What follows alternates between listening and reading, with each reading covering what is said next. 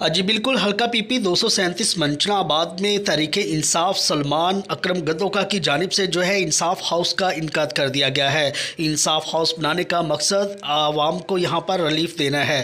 عوام الناس کے مسائل کو سننے کے لیے یہاں پر تحریک انصاف کے امیدوار یہاں پر 24 گھنٹے اپنے فرائض انجام دیں گے۔ منچنا آباد سٹی کے اندر یہ پہلا اقدام ہے کہ یہاں پر انصاف ہاؤس کا انعقاد کیا گیا ہے۔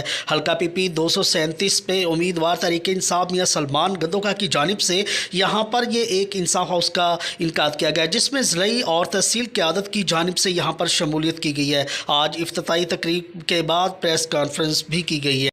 بسم اللہ الرحمن الرحیم۔ جیسا کہ آپ جانتے ہیں انصاف ہاؤس کی بنیاد رکھ دی گئی ہے منچنا آباد میں۔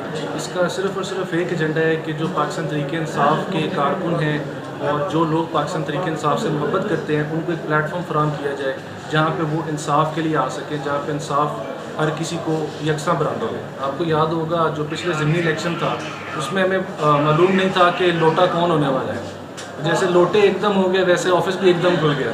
حلقہ پی پی 237 میں انصاف ہاؤس کے انعقاد کے بعد میاں سلمان اکرم گدوکا کا کہنا تھا کہ تحریک انصاف کے چاہنے والوں کو یہاں پر ہر سہولیات میسر کی جائے گی۔ ضلعی قیادت میں سید ندیم زمان شاہ، میڈم اعجاز فاطمہ اور تحصیل قیادت میں محمد افتخار وٹو ایڈوکیٹ کے علاوہ سیاسی اور سماجی شخصیات نے کثیر تعداد میں شرکت کی۔